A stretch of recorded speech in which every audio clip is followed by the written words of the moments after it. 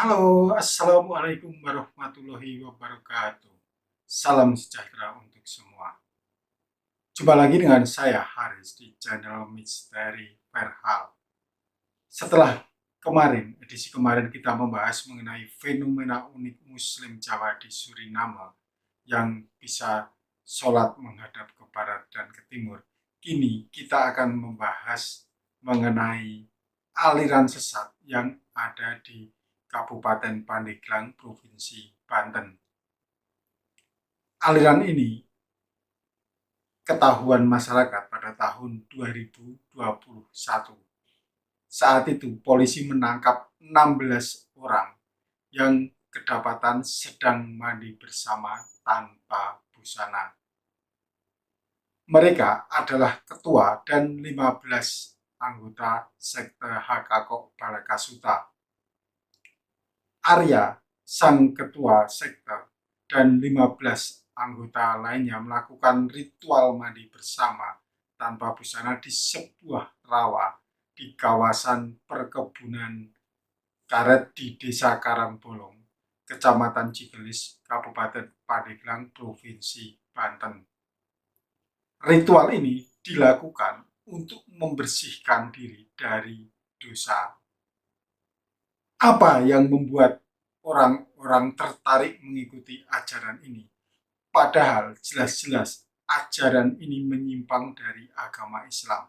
Bahkan syahadat pun sudah berbeda. Setidaknya terdapat 8 ajaran yang bertentangan dengan agama Islam. Untuk menjawab hal ini, simak tayangan sampai akhir agar kawan-kawan mendapat penjelasan yang gamblang, yang jelas soal Hakako Balakasuta ini. Dan jangan lupa bagikan kepada kawan-kawan yang lain agar mereka tidak tersesat, tidak mengikuti aliran atau sekte-sekte yang menyesatkan dan menyimpang dari ajaran agama. Namun sebelum membahas lebih dalam mengenai ajaran Hakiko Balakasuta ini, saya ucapkan terima kasih kepada kawan-kawan semua yang terus mendukung channel Misteri Perhal dengan memberikan komentar, like, dan subscribe. Untuk kawan-kawan yang baru pertama kali mengunjungi channel ini, segera saja subscribe dan tekan tanda lonceng agar saat saya mengunggah konten baru kawan-kawan mendapatkan notifikasi. Tak lupa saya mengucapkan terima kasih dan juga mendoakan kepada teman-teman semua agar selalu sehat, bahagia, murah rezeki, dan dimudahkan dalam segala urusannya. Amin, amin, ya robbal alamin. Kalau melihat sejarahnya, aliran Hakiko bukanlah hal baru. Budayawan Ridwan Saidi dalam bukunya Diburu Musad dan Lakon Politik Che Guevara Melayu menyebutkan bahwa Hakiko, plesetan dari hakikat, adalah aliran sesat yang berkedok Islam. Pemeluknya menjalankan upacara tertutup pada malam hari, di mana laki-laki dan perempuan mencopot semua busana, lalu lampu dimatikan. Mereka tidak mengerjakan syariat Islam dan memuja Semar. Mereka meyakini Semar masih hidup dan suka berkunjung ke kampung-kampung, lalu menghilang setelah memberikan petuah. Dalam pengembaraannya itu, Semar selalu seorang diri, tulis Ridwan Saidi. Sementara itu, Justus M. van der Kolff, profesor di Departemen Sosiologi Universitas Bridgeport, Connecticut, Amerika Serikat, menyinggung soal Hakiko dalam tulisannya New Religion Sects in Java yang dimuat dalam Far Eastern Survey, volume 30, nomor 2, tahun 1961.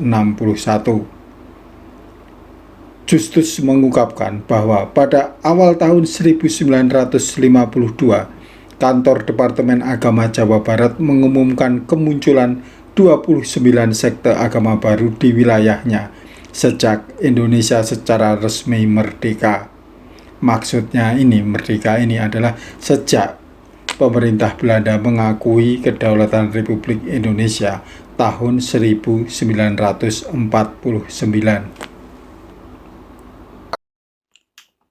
Menurut Justus, pesatnya penyebaran aliran-aliran itu sendiri merupakan salah satu fenomena terpenting dalam masyarakat Jawa saat itu. Beberapa sekte berumur sangat pendek, seperti kasus kultus Hakiko di Sukabumi, Jawa Barat. Kultus Hakiko tampaknya melibatkan upacara aneh, pria dan wanita telanjang di sebuah masjid. Namun pemimpinnya, Nawawi, terbunuh dalam bentrokan dengan militer dan sekte tersebut dibubarkan sebelum banyak yang mengetahuinya, tulis Justus. Sedangkan Almanak Indonesia volume 1 tahun 1969 memuat daftar aliran kebatinan, pemimpinnya serta asas dan tujuannya pada tahun 1962. Salah satunya Hakiko yang dipimpin oleh Armi dan Irsyad. Sebayangnya cukup dengan niat dan tidak usah pergi haji ke Mekah. Aliran ini dibubarkan pada tahun 1961. Bagaimana dengan Hakiko di Pandeglang? Mantan Kepala Desa Sikong, Wawan Gunawan, mengatakan, pernah ada ajaran serupa di Padepokan Hakiko pada tahun 2009. Padepokan tersebut dibakar massa karena mengembangkan ajaran yang dinilai sesat. Pemimpinnya, Sahrudin, telah mendirikan padepokan itu sejak 2004 di Desa Sikon, Cimanuk, dengan embel-embel majelis zikir.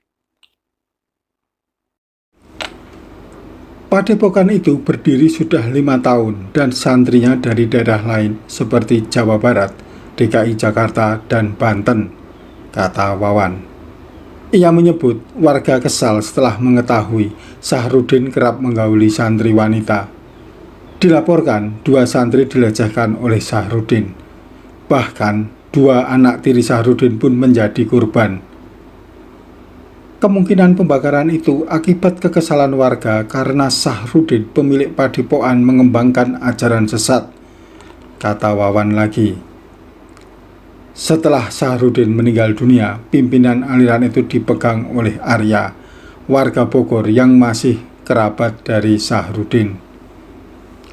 Arya beserta 15 anggota aliran Hakiko ditangkap polisi pada 12 Maret tahun 2021.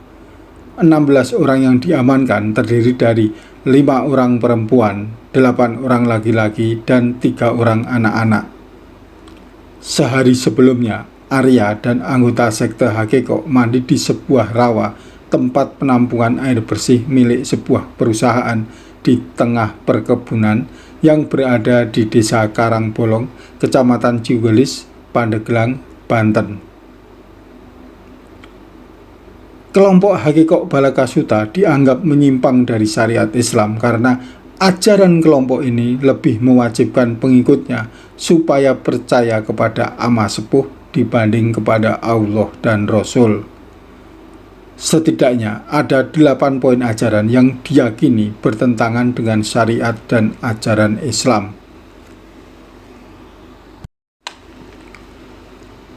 Ajaran Hakiko Balakasuta mewajibkan penganutnya untuk mengucap salam Sampurasum.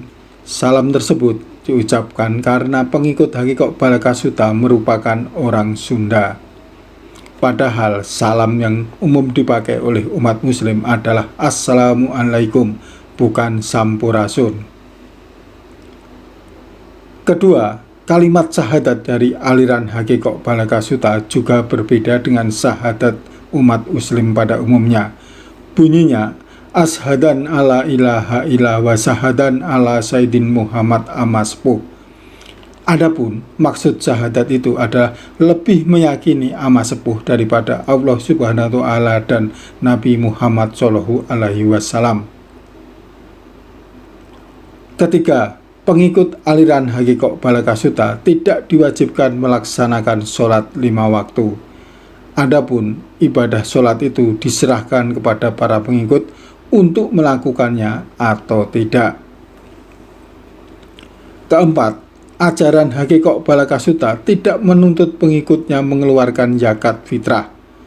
Jika pengikutnya memiliki uang, maka ia wajib mengeluarkan zakat fitrah. Namun, jika tidak memiliki uang, zakat fitrah pun bukan hal wajib. Untuk puasa, tetap wajib seperti halnya muslim yang lain. Kelima, mengutamakan meminta pertolongan kepada ama sepuh daripada kepada Allah Subhanahu wa Ta'ala.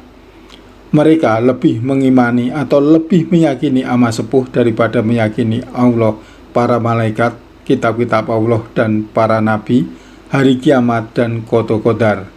Sebab mereka meyakini ama sepuh lebih berwujud atau ada dibandingkan dengan yang tidak berwujud tersebut.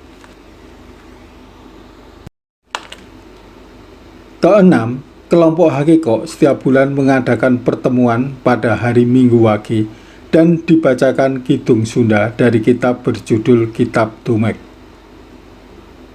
Ketujuh, aliran Hakiko menjanjikan kepada pengikutnya akan menjadi kaya raya jika bergabung dengan kelompok tersebut.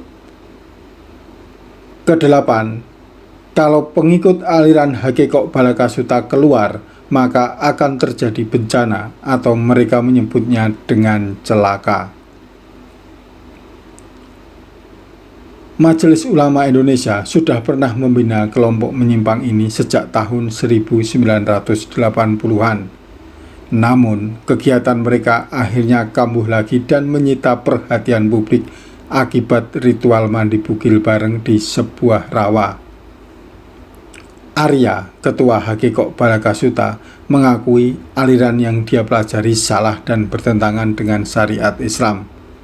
Ia ingin taubat dan kembali ke jalan yang benar serta tidak akan menyebarkan ajaran tersebut. Apalagi ia sudah kecewa dengan Hakiko Balakasuta. Pada tahun 2005, kelompok ini yakin Imam Mahdi akan datang lalu memberikan kekayaan serta menjamin keselamatan dunia dan akhirat. Namun, hingga mereka menggelar ritual, Imam Mahdi tak pernah hadir. Teman-teman, demikianlah penjelasan singkat mengenai aliran sesat Hakiko Balakasuta, di mana ajarannya jelas-jelas menyimpang dari agama Islam. Aliran ini sering muncul tenggelam, setelah sekian tahun menghilang, tiba-tiba muncul lagi dengan ketua yang baru. Untuk itu, pendidikan agama, pemahaman tentang agama perlu diberikan sejak dini agar kelak tidak muncul lagi aliran-aliran seperti ini. Untuk teman-teman yang menginginkan saya membahas sebuah topik, silahkan mengirim melalui email misteri.verhal@gmail.com atau menulis message di Facebook dan Instagram yang alamatnya ada di kolom deskripsi. Atau kalau teman-teman nggak mau ribet, cukup nulis komentar di kolom komentar yang ada di bawah ini, nanti saya yang akan menghubungi teman-teman.